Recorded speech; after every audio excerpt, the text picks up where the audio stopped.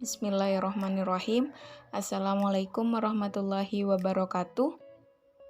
Salam sejahtera untuk kita semua. Topik yang akan dibahas pada pertemuan kali ini mengenai penilaian kinerja. Sebelumnya, saya ingin memperkenalkan anggota-anggota dari kelompok kami.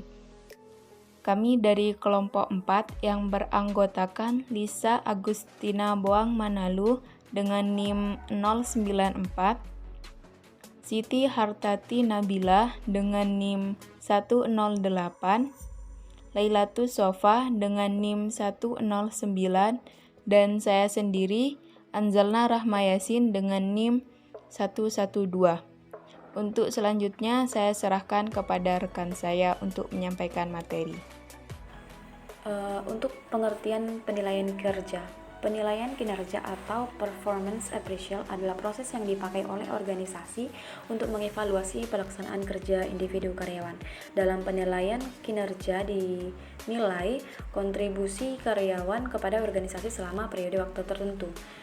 Untuk umpan balik kinerja atau performance feedback memungkinkan karyawan ini mengetahui seberapa mereka bekerja apabila dibandingkan dengan standar organisasi. Artinya mereka akan mengetahui standar hasil pekerjaan mereka berdasarkan standar organisasi. Sekalian penilaian kinerja ini dilakukan secara benar. Para karyawan penyedia mereka yaitu Departemen Sumber Daya Manusia dan juga organisasi akan diuntungkan dengan pemastian tentang individu ini yang memberikan kontribusi kepada fokus strategi organisasi. Kemudian ada 3 kriteria dalam melakukan penilaian kinerja karyawan, diantaranya tugas karyawan, perilaku karyawan, dan juga ciri-ciri karyawan. Suatu perusahaan tidak bisa hanya sekedar mempunyai sistem penilaian saja, namun sistemnya harus efektif dan juga diterima serta pantas untuk digunakan. Baik, yang selanjutnya adalah tujuan penilaian kinerja. Penilaian kinerja menurut Werther dan Davis pada tahun 1996 mempunyai beberapa tujuan dan manfaat bagi organisasi dan pegawai yang dinilai, yaitu yang pertama ada performance improvement, yaitu memungkinkan pegawai dan manajer untuk mengambil tindakan yang berhubungan dengan peningkatan kinerja. Kemudian yang kedua ada compensation adjustment, yaitu membantu para pengambil keputusan untuk menentukan siapa saja yang berhak menerima kenaikan gaji atau sebaliknya. Kemudian yang ketiga ada placement decision, yaitu menentukan promosi, transfer, dan juga demotion. Kemudian yang keempat training and development needs, yaitu mengevaluasi kebutuhan pelatihan dan pengembangan bagi pegawai agar kinerja mereka lebih optimal. Poin 5 career planning and development, yaitu memandu untuk menentukan jenis karir dan potensi karir yang dapat dicapai. Kemudian yang keenam ada staffing process definitions, yaitu mempengaruhi prosedur perekrutan pegawai. Poin 7 informational inaccuracies and job design errors, yaitu membantu menjelaskan apa saja kesalahan yang telah terjadi dalam manajemen sumber daya manusia, terutama di bidang informasi, job analysis, job design, dan sistem informasi manajemen sumber daya manusia.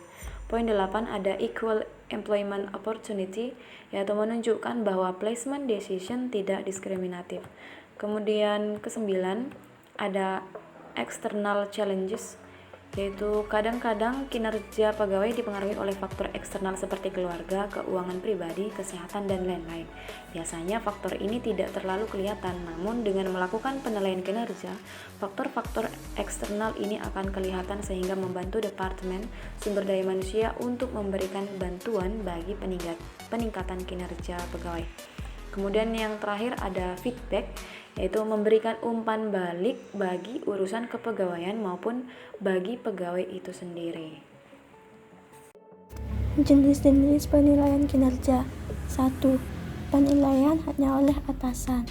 Penilaian ini bersifat cepat dan langsung dan dapat mengarah ke distorsi karena pertimbangan pribadi.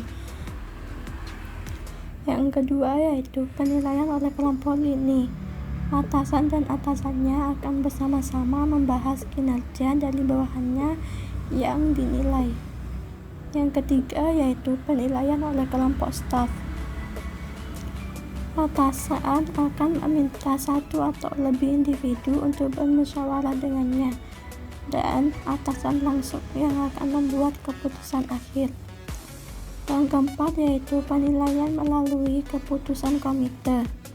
Sama seperti pada pola sebelumnya, kecuali bahwa manajer yang bertanggung jawab tidak lagi mengambil keputusan akhir, dan hasilnya didasarkan pada pilihan mayoritas.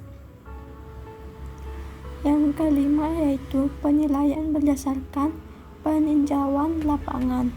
Sama seperti pada kelompok staf, akan tetapi melibatkan wakil dari pimpinan pengembangan atau Departemen SDM yang bertindak sebagai peninjau yang independen. Dan yang keenam yaitu penilaian oleh bawahan dan sejawat. Penilaian ini mungkin terlalu subjektif dan mungkin digunakan sebagai tambahan pada metode penilaian yang lain. Syarat efektivitas penilaian kinerja. Dalam melakukan penilaian atau evaluasi kinerja yang efektif, terdapat beberapa syarat dalam melakukan penilaian kinerja. Di antaranya yaitu yang pertama adalah relevan. Terdapat kaitan yang jelas antara standar tampilan kerja dari suatu tugas dan tujuan organisasi, dan terdapat kaitan yang jelas antara elemen tugas dan dimensi-dimensi yang dinilai dalam lembar penilaian. Yang kedua yaitu sensitivity. Sistem penilaian yang digunakan dapat membedakan antara pegawai yang efektif dan pegawai yang tidak efektif. Yang ketiga yaitu reliability. Reliability ini hasil penilaian yang diperoleh menunjukkan konsistensi yang tinggi. Sistem yang digunakan harus dapat diandalkan, dipercaya bahwa menggunakan tolak ukur yang objektif, sahih, akurat, konsisten, dan stabil. Yang keempat yaitu acceptability. Jenis dan tingkat perilaku kerja yang dinilai dapat diterima oleh kedua belah pihak, yaitu atasan dan bawahan. Yang kelima yaitu practicality. Mudah dimengerti dan digunakan oleh manajer dan pegawai, serta tidak rumit dan tidak terbelit-belit. Baik, selanjutnya adalah proses penyusunan penilaian kinerja. Sebagaimana yang telah ditunjukkan pada PPT, titik awal proses penilaian kinerja adalah pengidentifikasian sasaran-sasaran kinerja. Sebuah sistem penilaian mungkin tidak dapat secara efektif memenuhi setiap tujuan yang diinginkan, sehingga manajemen harus memiliki tujuan-tujuan yang spesifik, yang diyakini paling penting dan secara realitas bisa tercapai. Terlalu banyak sistem penilaian kinerja yang gagal karena manajemen berharap terlalu banyak pada suatu metode dan tidak menetapkan secara spesifik apa yang ingin dicapai dari sistem tersebut.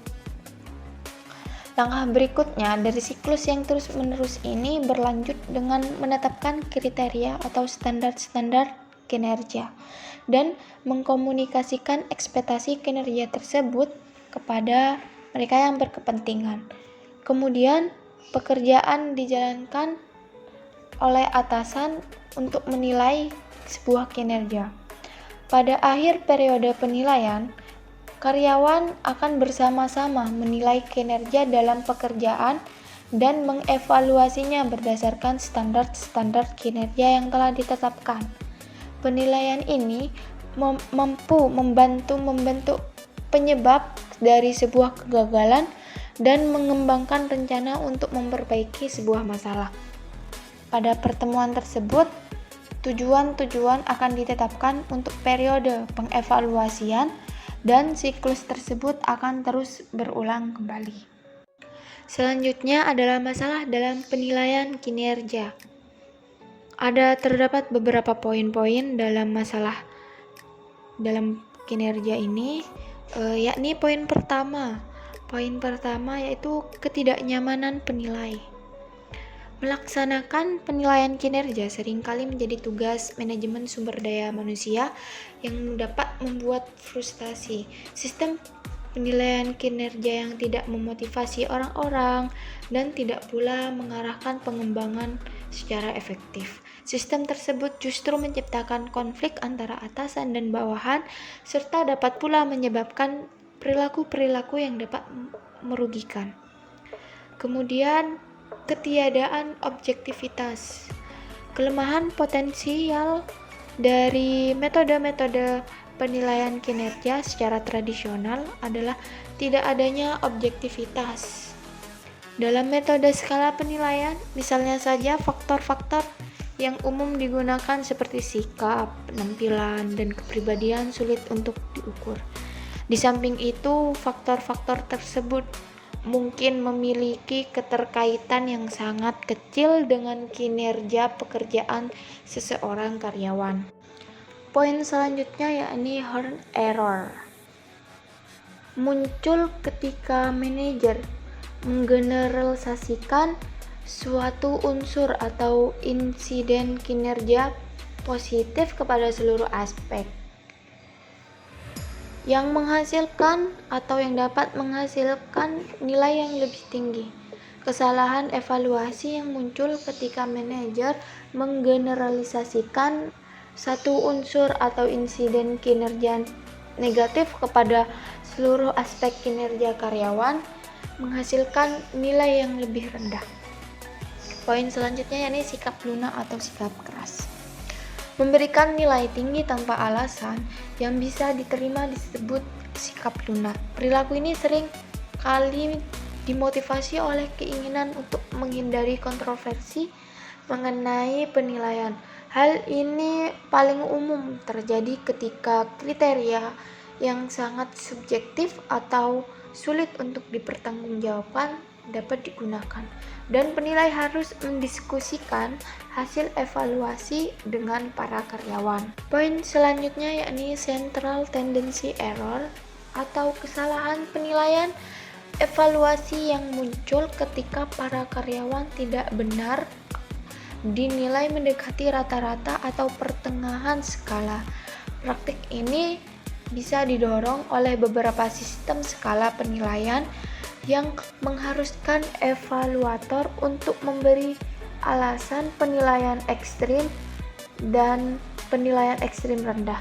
8 sistem tersebut penilai menghindari kemungkinan munculnya kontroversi atau kritik dengan memberikan nilai rata-rata. Poin selanjutnya adalah stereotyping.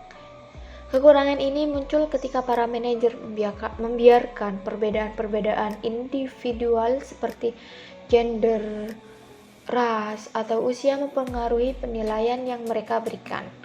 Masalah ini bukan saja menghancurkan semangat kerja karyawan, namun mereka berikan masalah ini bukan saja menghancurkan semangat kerja karyawan, namun juga jelas-jelas ilegal dan dapat menimbulkan proses hukum yang memakan biaya.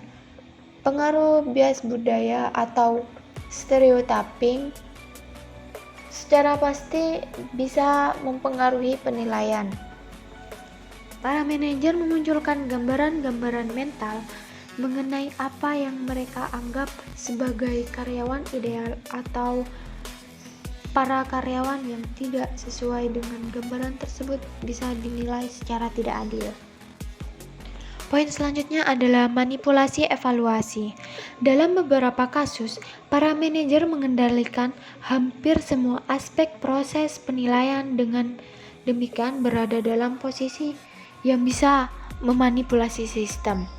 Sebagai contoh, seorang atasan mungkin ingin memberikan kenaikan bayaran kepada karyawan tertentu. Guna membenarkan tindakan tersebut, sang atasan bisa tanpa sadar memberikan nilai yang rendah kepada karyawan. Jika organisasi tersebut tidak mampu secara layak mendukung evaluasi tersebut, organisasi itu bisa menderita atau bisa mengalami kerugian secara finansial yang signifikan. Poin selanjutnya atau poin terakhir, kecemasan karyawan. Proses penilaian juga bisa menciptakan kecemasan bagi karyawan yang dinilai. Peluang promosi, penugasan kerja yang lebih baik, dan peningkatan kompetensi bisa tergantung pada hasil penelitian. Hal tersebut menimbulkan bukan hanya kegelisahan, namun juga penolakan total.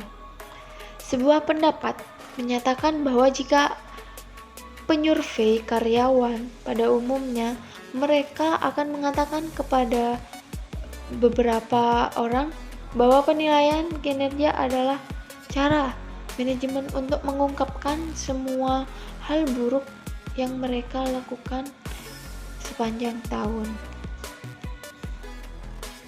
Selanjutnya, kelompok kami mereview sebuah jurnal dengan judul Penilaian Kinerja Supplier Pakan Ternak menggunakan metode Analytic Network Process atau ANP dan Rating Scale. Studi kasus PT DMC Malang, Jawa Timur. Jurnal ini dipublikasikan pada tahun 2016 dengan volume 2 dan nomor 4.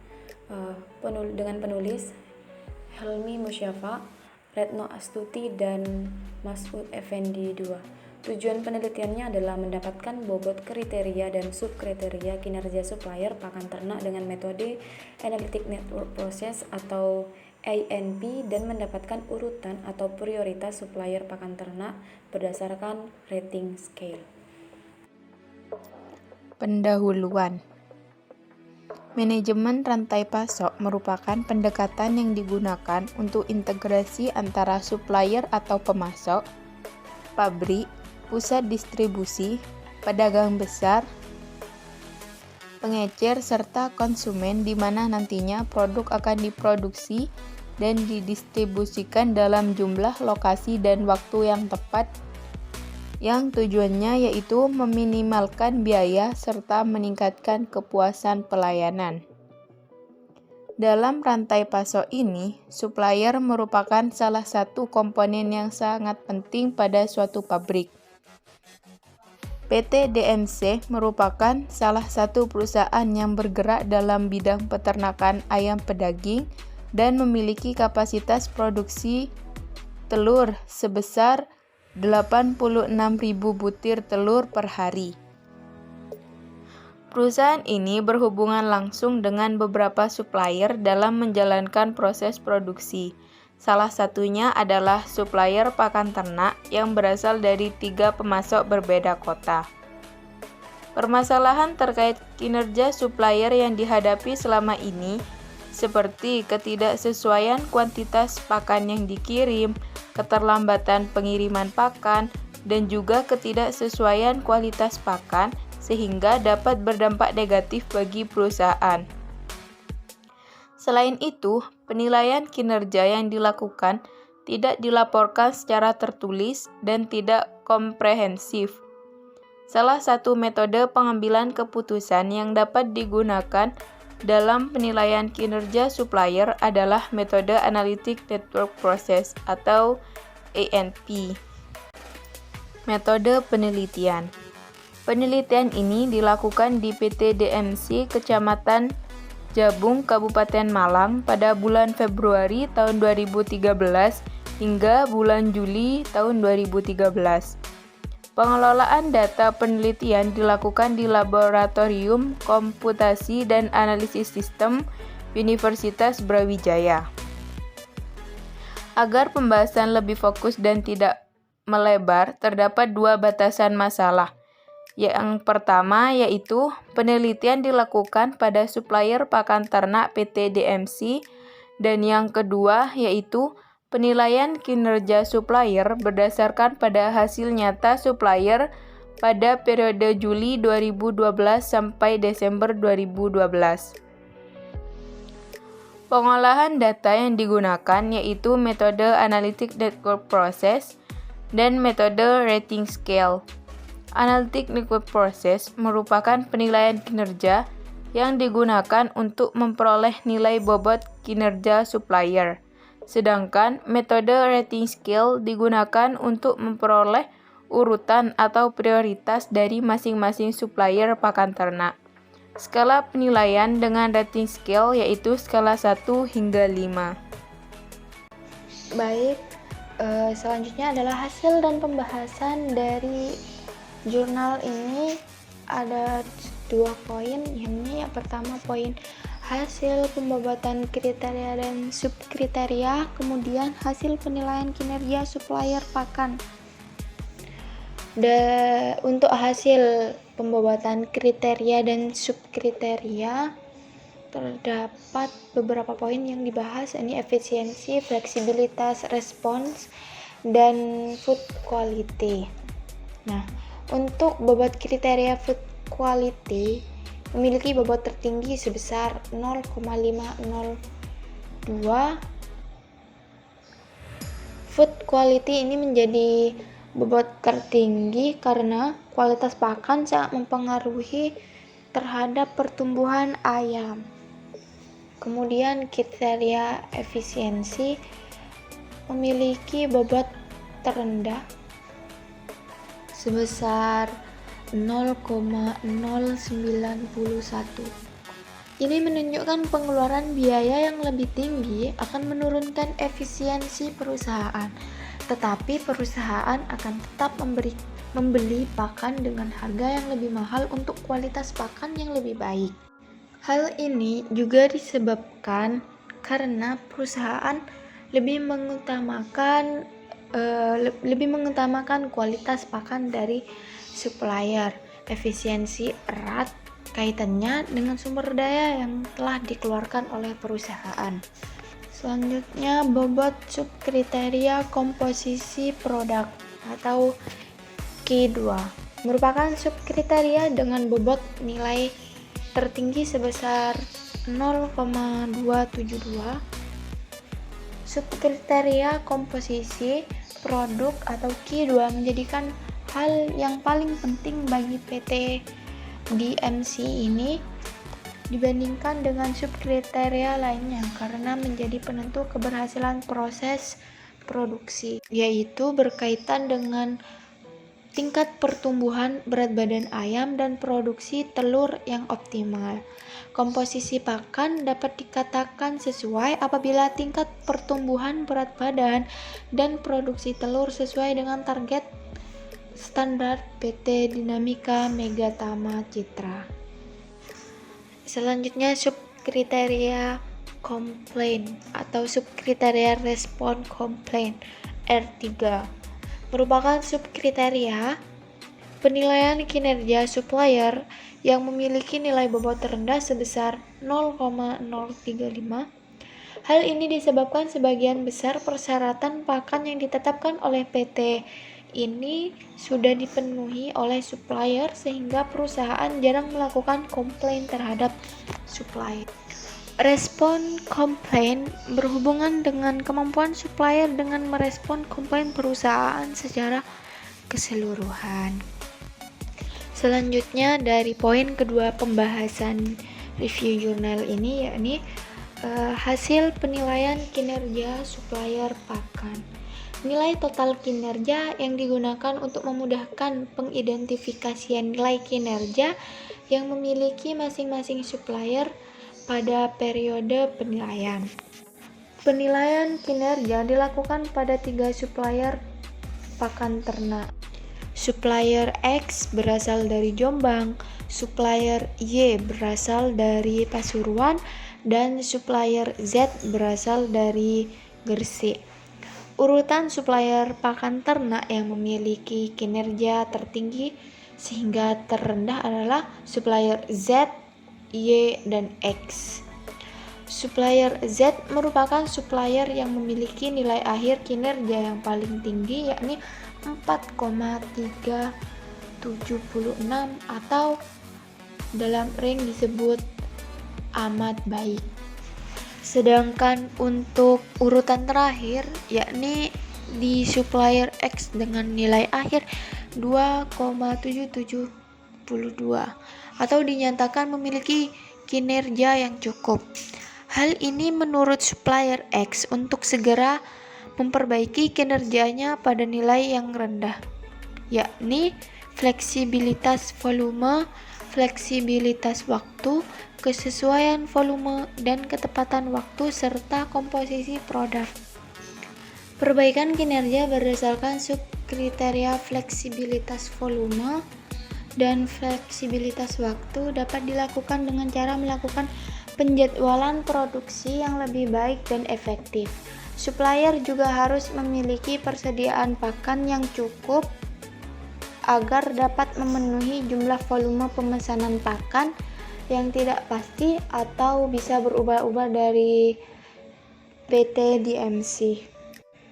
Perbaikan kinerja berdasarkan kesesuaian volume dapat dilakukan dengan cara memperbaiki penanganan ketika pengiriman agar tidak terjadi kerusakan atau sobek pada karung pakan yang dapat menyebabkan ketidaksesuaian volume pakan.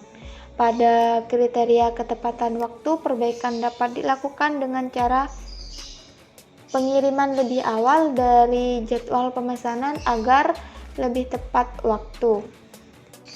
Perbaikan kinerja pada subkriteria komposisi produk dapat dilakukan dengan cara memperbaiki proses produksi dan bahan baku pakan serta memperbaiki metode pengiriman dan penanganan pakan ketika pengiriman agar komposisi pakan tetap terjaga.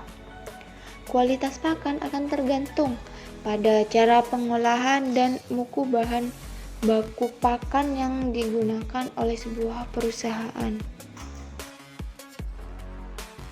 Selanjutnya yaitu kesimpulan. Bobot nilai yang tertinggi hingga terendah adalah food quality dengan nilai 0,502. Kriteria efisiensi memiliki bobot terendah sebesar 0,091. Hal ini menunjukkan bahwa pengeluaran biaya yang lebih tinggi akan menurunkan efisiensi perusahaan.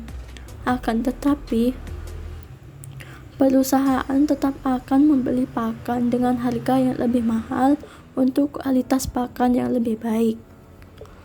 Selanjutnya yaitu supplier yang tertinggi hingga terendah adalah supplier Z dengan nilai 4,376 dengan skala nilai amat baik.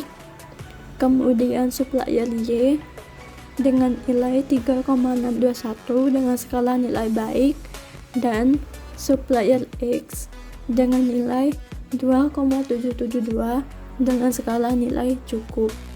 Pada bagian yang terakhir, yaitu kekurangan dan kelebihan jurnal.